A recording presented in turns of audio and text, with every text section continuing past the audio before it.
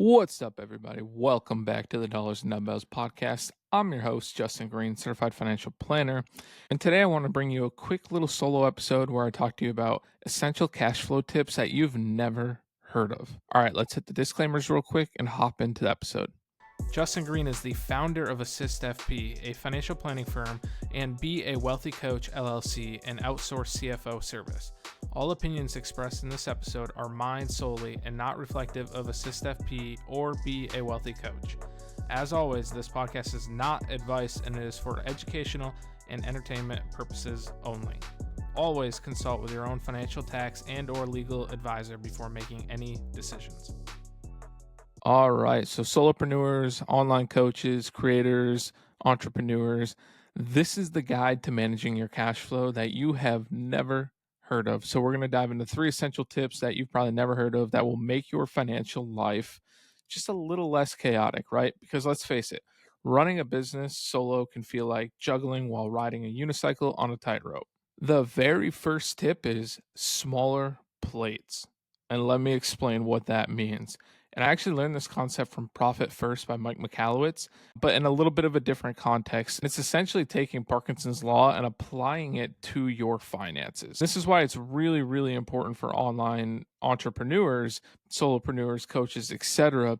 Your income, your profit is very inconsistent. It's flexible. It goes up and down each and every single month. So it's very hard for you to set like a personal budget based on what the business is making. So I intentionally have clients set a smaller plate because it's proven that if you eat off a smaller plate, then you will eat less. So when you take that and apply it to finances, let me give you an example. If the last 3 months you've made $20,000, $25,000, and $23,000, you shouldn't be spending 20, 25, 23 respectively in your personal budget. You should set up a spending plan based off of the lowest number and be conservative. And so, for example, I would set a spending plan up off of the $20,000, and I might even go a little bit lower. I'd usually do about 90% of that.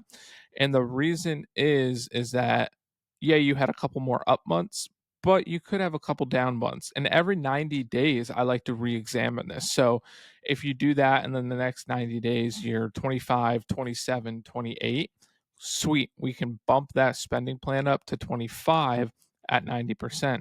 And this will allow you to always have a little bit extra, be a little bit conservative, because on the flip side, if you were to have planned to, using my first example, if you had planned your personal spending off of the 25 number, but 2 of the other months are under 25, then you're having to try and figure out each and every month like what to cut. And that's just a lot of mental fatigue that is completely unnecessary. So smaller plates. Intentionally set your budget off of a smaller dollar amount and stick to that. And then every 90 days, you can pay yourself a bonus and you can reevaluate for the next 90 days what you should be using. All right. So the second one is pay yourself first. What does that mean? That means before any expenses, any planned spending in the business, you should pay yourself and your goals first. And I also like to add in your taxes. So you should pay your taxes and yourself first. Highly recommend using an online banking system such as Novo or Relay, where you can set up automatic allocations. So every time money comes into your bank account, a percentage will automatically be divvied up and set aside for you to put towards those goals. And I always recommend start with the taxes and start with a personal pay account, because what I see a lot with business owners is they don't pay themselves. They just kind of wait until their bills are due and they just take money out, and they have no systemic way of paying themselves. Whereas this way, you set up an automatic percentage going into this owner's pay account and then make sure that you're paying yourself consistently, which will allow you to achieve your personal goals. Because at the end of the day, the whole reason for building an online business is to be able to pay yourself to reach your financial goals, set your family up for long lasting wealth. You're not going to be able to do that if you're not paying yourself out of the business. I also like to apply this in your personal side. So once you do actually pay yourself from the business, then pay yourself first is really just means set aside the money for your goals, your financial goals, before you spend on anything else. All right, the third one, this is a new concept for me, and I've been learning about it, and it applies really to your personal side, but a flow-based budget. And what this means is you're gonna have like 3 categories. So there's fixed expenses, there's flex expenses, and there's one-time non-recurring expenses.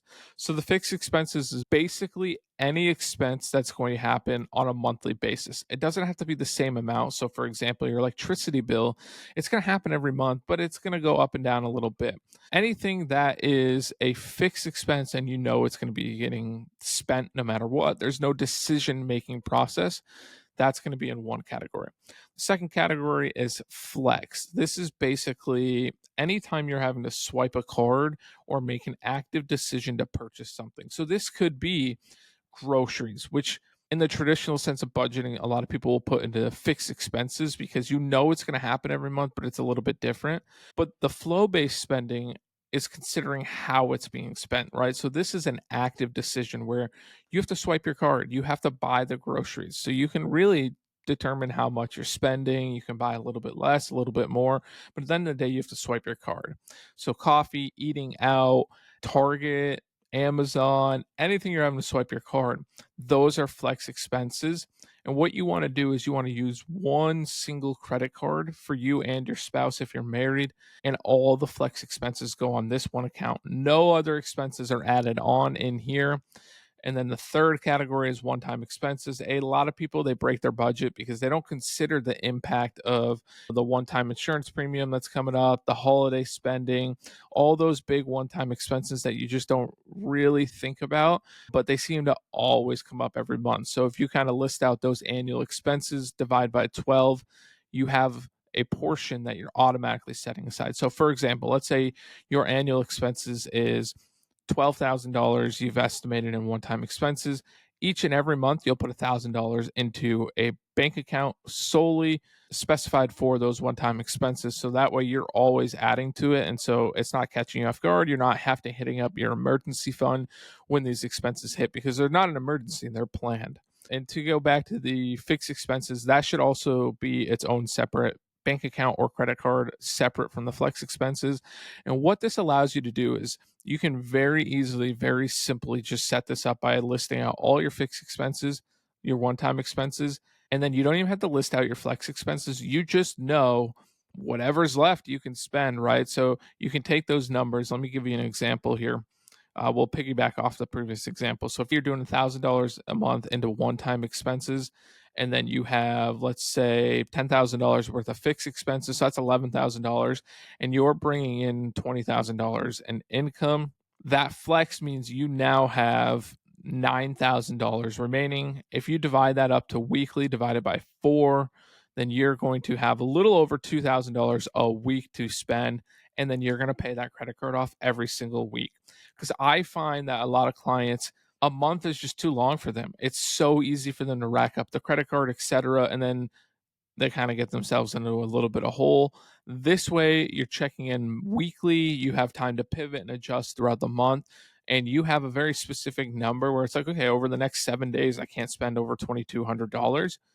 Okay, that's a little bit easier to actually manage. All right, so those are the 3 essential cash flow tips I have for you as an entrepreneur, solopreneur, online coach. It's super important. Managing your money is extremely important if you want to stay in business and actually reach your financial goals. I've met too many business owners where they're really, really good at making money. They're really, really bad at managing money. They work really hard to grow a business and they have absolutely nothing to show for it. So make sure you're managing your money right. Keep your finances in check, and you'll just have one less thing to worry about. You'll build wealth, you'll have flexibility in the future, and ultimately, that's the goal. All right, until next time, stay wealthy, my friends.